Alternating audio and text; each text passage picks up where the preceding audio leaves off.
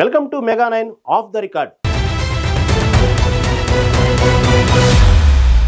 ఆ జిల్లాలో బీఆర్ఎస్ కు అంతంత మాత్రమే క్యాడర్ ఉంది.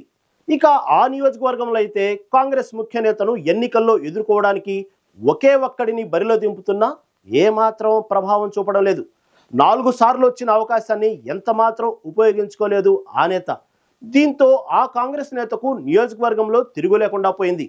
బీఆర్ఎస్ ఇచ్చిన అవకాశాలను చేజార్చుకున్న ఆ నాయకుడు ఎవరు? Watch the story.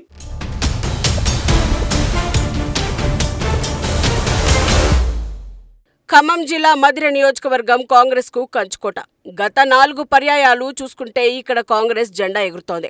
Deputy CM బట్టి విక్రమార్క ఈ నియోజకవర్గం నుంచే ప్రాతినిధ్యం వహిస్తున్నారు.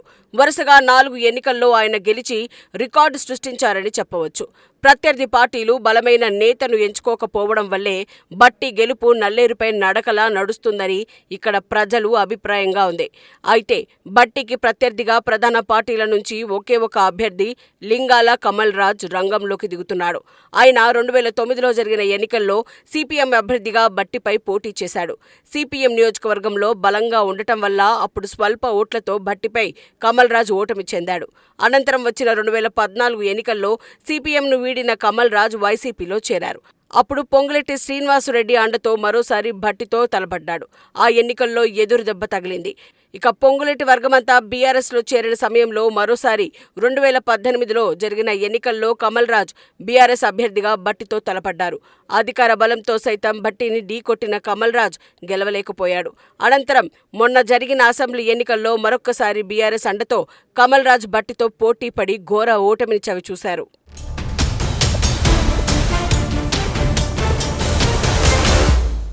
ప్రస్తుతమున్న రాజకీయ పరిస్థితుల్లో అసెంబ్లీ ఎన్నికల్లో పోటీ చేయడానికి ఒక్కసారి ఛాన్స్ రావడమే అభ్యర్థులు ఎంతో అదృష్టంగా భావిస్తారు. అలాంటిది లింగాల కమల్ రాజ్కు 4 సార్లు అవకాశాలు వచ్చాయి. కానీ వచ్చిన ఏ అవకాశాన్ని ఆయన నిలబెట్టుకోలేకపోయారన్న విమర్శలు వస్తున్నాయి. ప్రధానంగా నియోజకవర్గ ప్రజలతో అంటి ముట్టనట్లుగా ఆయన ఉండటం వల్లే ఎన్ని ఛాన్సులు వచ్చినా గెలవలేకపోతున్నారట. మరోవైపు నిత్యం ఆయన వెంట నడిచే ప్రధాన లీడర్లను గుర్తించకపోవడం కూడా కమల్ రాజ్ ఓటమికి కారణంగా తెలుస్తోంది. ఆర్థిక బలం లేకపోవడంతో ఎన్నికల సమయంలో ఆయా పార్టీలే ఆయనకు నిధులు సమకూర్చేవి. ఆ సమయంలో వచ్చిన నిధులను కూడా ఖర్చు పెట్టకుండా ఉండేవారంట. కనీసం ప్రచారంలో తిరిగే వారికి కూడా భోజనాలు పెట్టేవారు కాదట. ప్రతిసారి సెంటిమెంట్తోనే గెలవాలని చూసేవారే తప్ప డబ్బు ఖర్చుకు ముందుకు రాకపోయే వైఖరి కమల్ రాజ్ దని ఆయనకు దగ్గరగా ఉండేవారు చెప్తారు. గత ఎన్నికల్లో అయితే బీఆర్ఎస్ ఒక్కో అభ్యర్థికి భారీగా నిధులు సమకూర్చింది. అందులో మధిరకి కూడా నిధులు వచ్చాయి. కానీ ఆయన డబ్బులు ఖర్చు పెట్టలేదన్న ప్రచారం జరిగింది. అవే డబ్బులు ఖర్చు పెట్టి ఉంటే కమల్ రాజ్ గెలిచేవారని బీఆర్ఎస్ నేతలే చర్చించుకుంటున్నారు.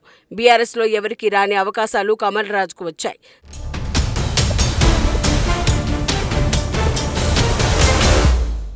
మధిరలో టీడీపీ ఓటు బ్యాంకు కూడా కీలకంగా ఉంటుంది. వారితో సఖ్యత లేకపోవడం కూడా కమల్ రాజ్కు మైనస్గా మారింది. ప్రధానంగా పొలిటికల్ లీడర్కు ఉండాల్సిన లక్షణాలు కమల్ రాజ్లో లేవని ఆయన అనుచరులే గుసగుసలాడుకుంటున్నారు. కమల్ రాజ్ పోటీ చేసినంత కాలం కాంగ్రెస్ నేత భట్టికి నియోజకవర్గంలో తిరుగులేదంటూ ఆ పార్టీ నేతలు కమల్ రాజ్పై సెటర్లు శాతం వేసుకుంటున్నారట. మరి రానున్న ఎన్నికల్లో బీఆర్ఎస్ కమల్ రాజ్తో వెళ్తారా, లేదంటే మరో నేతను ఎన్నికల బరిలో నిలుపుతారా చూడాలి. ఇప్పటికైనా ఓటమి తప్పులను కమల్ రాజ్ తెలుసుకోకపోతే భవిష్యత్తులో ఆయనకు రాజకీయంగా కష్టకాలమని బీఆర్ఎస్ నేతలు చెప్పుకుంటున్నారు.